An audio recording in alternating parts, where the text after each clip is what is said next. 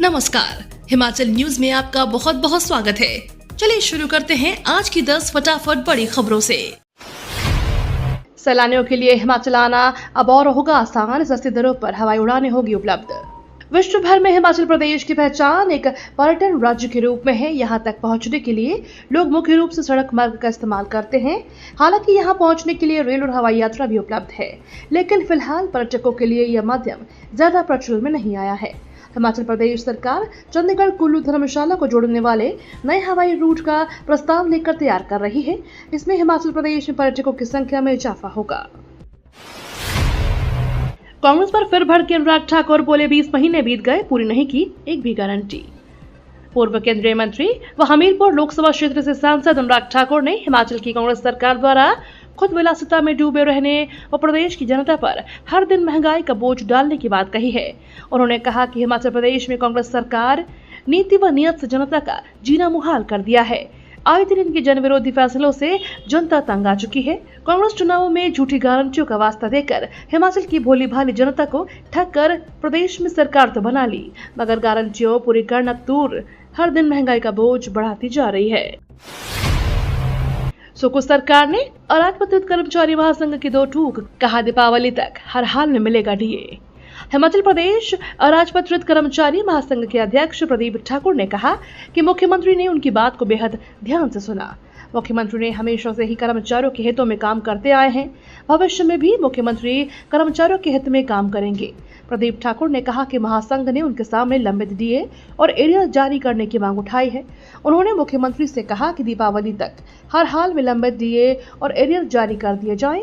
इसके अलावा कर्मचारियों ने अन्य मांगों को भी मुख्यमंत्री के समक्ष रखा गया।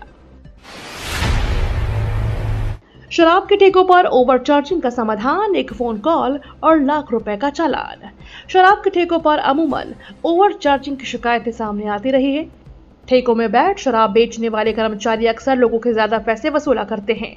हिमाचल प्रदेश आबकारी और कराधान विभाग अब ज्यादा सख्ती करने जा रहा है। शराब पर ओवरचार्जिंग करने पर हिमाचल प्रदेश आबकारी अधिनियम 2011 के तहत सख्त कार्रवाई की जाएगी। राज्य कर एवं आबकारी आयुक्त डॉक्टर यूनुस ने बताया कि विभाग का नियंत्रण कक्ष हफ्ते भर 24 घंटे कार्यशील रहता है। अवैध गतिविधियों के मामले संज्ञान में आते ही toll free number 1800-180-8063, landline number 0177-2620426 और व्हाट्सएप नंबर 9418331426 पर जानकारी साझा कर सकती है। सीएम सुक्खू ने हिमाचल की आर्थिक बदहाली के लिए बीजेपी को ठहराया जिम्मेदार, केंद्र पर साधा निशाना। हिमाचल प्रदेश में मुख्यमंत्री सुखविंदर सिंह सुक्खू के नेतृत्व वाली सरकार और सचिवालय कर्मचारी महासंघ के बीच इन दिनों ठनी हुई है। सचिवालय सेवाएं कर्मचारी महासंघ ने राज्य सरकार के दो टूक स्पष्ट किया है।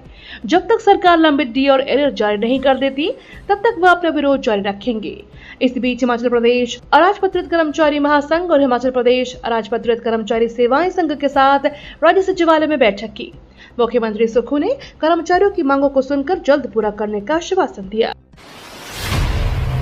हिमाचल प्रदेश स्कूल शिक्षा बोर्ड धर्मशाला ने उठाए सख्त कदम, नकल कराने वालों पर गिरी गाज। हिमाचल प्रदेश स्कूल शिक्षा बोर्ड ने मार्च 2024 में आयोजित बोर्ड परीक्षाओं के दौरान नकल करवाने के मामले में सख्त कदम उठाया है। बोर्ड की ऑनलाइन मॉनिटरिंग के दौरान यह पाया गया। कुछ परीक्षा केंद्रों पर अध्यापक खुद परीक्षार्थियों को नकल करवा रहे थे। इसके अलावा अन्य अनियमितताएं भी सीसीटीवी फुटेज में कैद हुई। बोर्ड ने इन घटनाओं को गंभीरता से लेते हुए 7 परीक्षा केंद्रों को 1 साल के लिए सस्पेंड कर दिया है। इनमें 2 सरकारी और 5 निजी स्कूल शामिल हैं। हिमाचल प्रदेश के हिल स्टेशनों पर ओल्ड एज होम खोलने की वकालत। हिमाचल सरकार को बुजुर्गों की देखभाल के लिए एक सरकारी एजेंसी गठित करने की मांग की, जो कि बुजुर्गों को स्वास्थ्य सहित सभी सुख सुविधाएं उपलब्ध करवा सके, क्योंकि इन बुजुर्गों के पास पैसा न होने के बावजूद गिरती सेहत और कमजोरी की वजह से अनेक सुविधाओं से वंचित रह जाते हैं। उन्होंने हिमाचल प्रदेश सरकार से दिल्ली राज्य की तर्ज पर तीर्थ दर्शन योजना शुरू करने की मांग की। हिमाचल मित्र मंडल दिल्ली के सलाहकार किशोरी लाल शर्मा ने कहा कि यह उनका पहला प्रयास था जो सफल रहा। उनका संगठन हिमाचली बुजुर्ग से नजदीकी समन्वय स्थापित रखेगा। हिमाचल प्रदेश के पूर्व सीएम की सुरक्षा में बढ़ती जा रही कोताही, दे रखी है खटारा एस्कॉर्ट व्हीकल। हिमाचल प्रदेश के पूर्व सीएम एवं नेता प्रतिपक्ष जयराम ठाकुर की सुरक्षा में कोताही बरतने का मामला सामने आया है। पूर्व सीएम और नेता प्रतिपक्ष के नाते जयराम ठाकुर को प्रदेश सरकार की तरफ से जो escort vehicle number HP 63D0201 दी गई है वो खटारा हो चुकी है। यह गाड़ी 3 लाख किलोमीटर से भी ज्यादा चल चुकी है। जयराम ठाकुर ने इस संदर्भ में प्रदेश सरकार को पत्र भी लिखा है, लेकिन बावजूद इसके सरकार की तरफ से इस व्हीकल को बदलने की दिशा में कोई कार्यवाही नहीं की जा रही है। हिमाचल के कई क्षेत्रों में बारिश, कूल हुआ वेदर। राजधानी शिमला में बारिश हो रही है, ऐसे में मौसम ठंडा हो गया है। वहीं ऊना शहर में एकाएक बारिश होने से लोगों को उमस भरी गर्मी से राहत मिली। बारिश की बौछारें पड़ने से स्कूलों में छुट्टी के बाद बच्चे अपने गंतव्य की ओर बीच में बारिश से बचाव करते हुए नजर आए, तो दूसरी ओर दोपहिया वाहन चालक भी एकाएक हुई बारिश से बचाव करते दिखे। बारिश के साथ चली हल्की सी ठंडी हवाओं ने भी मौसम का रुख राहत भरा कर दिया है। चौतड़ा विकास खंड की 42 ग्राम पंचायतों को प्लास्टिक कचरे से जल्द मिलेगी मुक्ति। हिमाचल प्रदेश के मंडी जिले में चौतड़ा विकास खंड की सभी 42 ग्राम पंचायतों को जल्द ही प्लास्टिक कचरे से समस्या से निजात मिलेगी। सिंगल यूज प्लास्टिक कचरा निपटान के लिए विकास खंड की ग्राम पंचायत पस्सल में प्लास्टिक अपशिष्ट प्रबंध संयंत्र स्थापित किया गया है। इस संयंत्र के पूरी तरह से क्रियाशील हो जाने से जहां विकास खंड की सभी ग्राम पंचायतों से प्राप्त होने वाले सिंगल यूज प्लास्टिक कचरे का वैज्ञानिक तरीके से निपटान किया जाएगा, वहीं संबंधित ग्राम पंचायत को आय भी सृजित होगी। मंकी पॉक्स को लेकर स्वास्थ्य महकमा अलर्ट, विदेश से आने वाले पर रखी जा रही कड़ी नजर। विदेशों से लौटकर हमीरपुर आने वाले लोगों पर स्वास्थ्य महकमा निगरानी रखेगा। मंकी पॉक्स के खतरे को भांपते हुए पहले ही पुख्ता इंतजाम करने के निर्देश जारी हुए हैं। राज्य स्तर से जिला के अधिकारियों से ली गई वर्चुअल बैठक में निर्देश जारी हुए। मंकी पॉक्स जैसी बीमारी से निपटने के लिए सभी पुख्ता इंतजाम किए जाएंगे। मेडिकल कॉलेज प्रबंधन को भी निर्देश दिए गए हैं कि इसके लिए उचित व्यवस्था की जाए, ताकि कोई मामला सामने आने के बाद तुरंत प्रभाव से मरीज को उपचार प्रबंध कराया जा सके। हिमाचल में डीए और अरियर की मांग कर्मचारियों का हल्ला बोल। हिमाचल प्रदेश में इन दिनों कर्मचारियों ने सुकुच सरकार के खिलाफ मोर्चा खोला हुआ है। कर्मचारी पेंडिंग डीए और अरियर की मांग कर रहे हैं, जिसके चलते कर्मचारी में भारी गुस्सा है। इसी बीच कर्मचारियों को सड़क पर उतरे और हिमाचल सरकार के कैबिनेट मंत्री राजेश धर्मानी में सरकारी कर्मचारियों को दो टूक जवाब देते हुए कहा कि सरकार के पास कोई नोट छापने की मशीन नहीं है। अगर कर्मचारी चाहते हैं कि उन्हें वर्तमान में मिलने वाली सभी सुविधाएं मिलती रहें, तो उन्हें सरकार के साथ खड़े होना होगा। लाल रसीले सेब से महंगी मंडियां, बागवानों की हो रही बल्ले बल्ले, मिल रहे बेहतर दाम।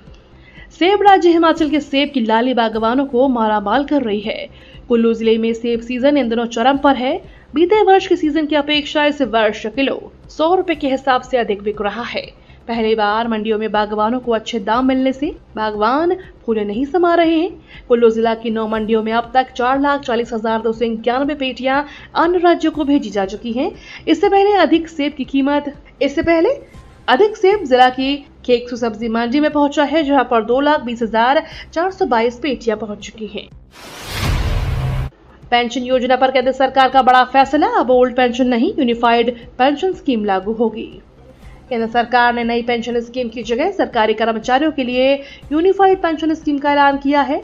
केंद्रीय कैबिनेट की इस बैठक में योजना को लेकर सहमति बनी हुई है।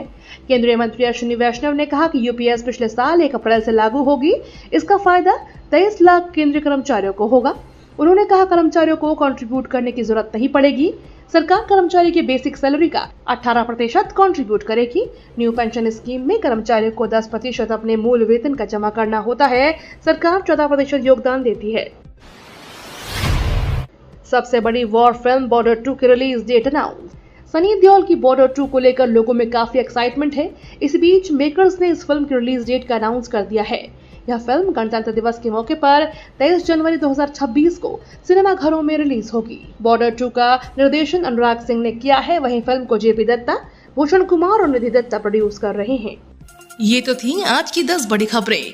डेली खबरों से अपडेट रहने के लिए चैनल को सब्सक्राइब करना बिल्कुल ना भूलें।